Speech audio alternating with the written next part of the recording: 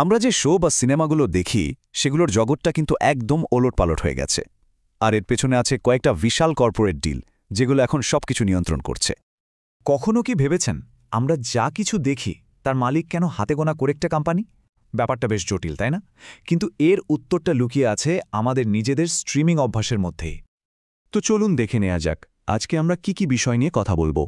এই ধাপগুলো ফলো করলেই পুরো ছবিটা পরিষ্কার হয়ে যাবে। একটা সময় ছিল যখন হলিউড স্টুডিও আর কেবল টিভি ছিল বিনোদনের শেষ কথা, কিন্তু তারপর এমন একটা নতুন বিজনেস মডেল এলো যা পুরো খেলাটাই ঘুরিয়ে দিল। এই মডেলটাকে বলা হয় ডিরেক্ট টু কনজিউমার বা D2C। মানে সোজা কথায় কন্টেন্ট নির্মাতারা এখন থিয়েটার বা কেবল কোম্পানির মতো কোনো মিডলম্যান ছাড়াই সরাসরি আমাদের কাছে, মানে দর্শকদের কাছে সাবস্ক্রিপশন বিক্রি করছে। আর এই একটা ধারণাই কিন্তু পুরো ইন্ডাস্ট্রিকে বদলে দিয়েছে। তো বিনোদন জগতের নিয়ন্ত্রণের এই লড়াইয়ে আসলে দুইটা পক্ষ আছে। একদিকে পুরনো খেলোয়াড়রা আর অন্যদিকে টেক দুনিয়া নতুন চ্যালেঞ্জাররা। চলুন এদেরকে একটু চিনে নেওয়া যাক। ব্যাপারটা বেশ মজার। একদিকে আছে ওল্ড গার্ডস বা পুরনো শক্তি, মানে ডিজনি, ওয়ার্নার ব্রাদার্সের মতো কোম্পানিগুলো, যাদের হাতে আছে ক্লাসিক সিনেমার বিশাল ভাণ্ডার। আর অন্যদিকে আছে টেক ইনভেডার্স বা প্রযুক্তি জগতের আক্রমণকারীরা, যেমন নেটফ্লিক্স, অ্যামাজন, অ্যাপল, যাদের আছে কারি কারি টাকা আর বিশ্বজোড়া প্ল্যাটফর্ম। এদের খেলার নিয়মকানুনও কিন্তু একদম আলাদা। এই স্লাইডটা দেখলেই বোঝা যায় টেক কোম্পানিগুলো কি অসম্ভব পরিমাণ টাকা নিয়েই লড়াইয়ে নেমেছে। দেখুন, একদিকে টেক জায়ান্ট অ্যাপলের মার্কেট ভ্যালু $3 ট্রিলিয়ন বেশি, আর অন্যদিকে বিনোদন জগতের রাজা ডিজনি, তাদের ভ্যালু প্রায় $222 বিলিয়ন। পার্থক্যটা খেয়াল করেছেন? আকাশ আর পাতাল। তো টেক জায়ান্টদের এই টাকার পাহাড়ের সামনে পুরনো কোম্পানিগুলো কি করবে? তাদের কাছে টিকে থাকার একটাই রাস্তা ছিল, একজোট হওয়া। মানে একে অপরের সাথে মিশে গিয়ে নিজেদের আরও বড়, আরও শক্তিশালী করে তোলা। এটা ছিল তাদের অস্তিত্ব রক্ষার লড়াই। আর এরপর যা শুরু হলো তাকে বলা যায় একটা মার্জার ম্যানিয়া। দেখুন, মাত্র কয়েক বছরের মধ্যে কি ঘটেছে। 2018-তে AT&T কিনে নিল টাইম ওয়ার্নারকে, পরের বছরই ডিজনি কিনে নিল ফক্সের বেশিরভাগ অংশ, CBS আর ভায়াকম এক হয়ে গেল, আর 2022-এ ওয়ার্নার মিডিয়া আর ডিসকভারি মিলে তৈরি হলো ওয়ার্নার ব্রোস ডিসকভারি। মানে পুরো ইন্ডাস্ট্রির ম্যাপটাই বদলে গেল। এই ডিলগুলো যে কি বিশাল ছিল তার একটা উদাহরণ দেখুন। ডিজনি যখন ফক্সকে কিনল, তার জন্য তারা গুনে গুনে খরচ করেছে $71.3 বিলিয়ন। ভাবা যায়, এটা শুধু একটা কোম্পানি কেনা ছিল না, এটা ছিল বাজারের একজন বড় প্রতিযোগীকে একেবারে কিনে ফেলা। আরেকটা বড় উদাহরণ হল ওয়ার্নার মিডিয়া আর ডিসকভারির মার্জারটা।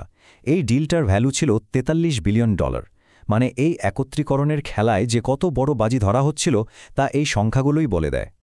কিন্তু এত বড় হওয়ার একটা বড় সমস্যাও ছিল, আর সেটা হলো বিপুল পরিমাণ ঋণ। যেমন ওয়ার্নার ব্রোস ডিসকভারি যখন তৈরি হল, নতুন কোম্পানিটার ঘাড়ে চাপল প্রায় $50 বিলিয়ন ঋণের বোঝা। আর এই বিশাল আর্থিক চাপে কিন্তু তাদের ভবিষ্যতের অনেক সিদ্ধান্ত নিতে বাধ্য করেছে।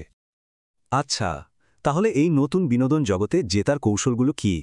কারণ এখন শুধু ভালো শো বানালেই হচ্ছে না, প্রত্যেকটা বড় কোম্পানিরই জেতার জন্য নিজেদের আলাদা আলাদা গেম প্ল্যান আছে। চলুন সেগুলোই একটু দেখি। এই টেবিলটা দেখলে ব্যাপারটা একদম পরিষ্কার হয়ে যাবে। সবার লক্ষ্য কিন্তু এক না। যেমন ধরুন, ডিজনির মূল লক্ষ্য হলো তাদের ফ্র্যাঞ্চাইজিগুলোকে আরও বড় করা আর সাবস্ক্রিপশন বিক্রি করা। কিন্তু অ্যামাজনের জন্য স্ট্রিমিং হলো তাদের প্রাইম সার্ভিসটাকে টিকিয়ে রাখার আর অনলাইনে আরও বেশি জিনিস বিক্রি করার একটা উপায়। আবার অ্যাপল চায় তাদের স্ট্রিমিং দেখে মানুষ যেন আরও বেশি আইফোন, আইপ্যাড কেনে।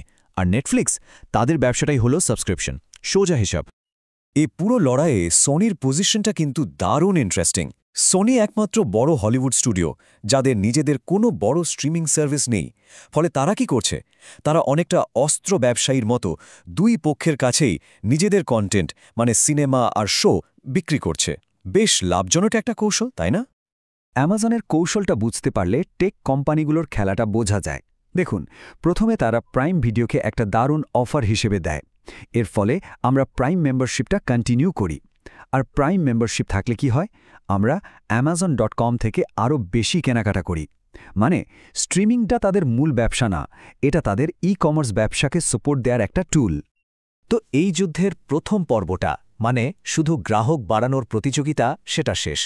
এখন লড়াইটা নতুন দিকে মোড় নিচ্ছে। এখন আর গ্রোথ নয়, ফোকাস হলো প্রফিট বা লাভের দিকে। সহজেই সাবস্ক্রাইবার বাড়ানোর দিন শেষ। এখন ওয়াল স্ট্রিট মানে বিনিয়োগকারীরা দেখতে চায় লাভ, শুধু গ্রাহক সংখ্যা বাড়ালেই হবে না।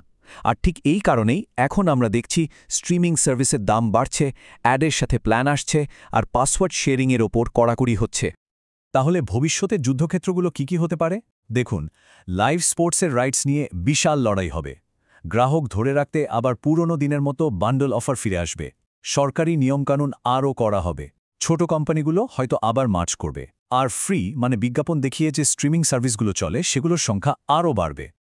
সবশেষে প্রশ্নটা এখানেই এসে দাঁড়ায়, এই যে এতগুলো কোম্পানি মিলেমিশে হাতে গোনা কয়েকটা বড় কোম্পানিতে পরিণত হলো, এতে আসলে জিতছেটাকে?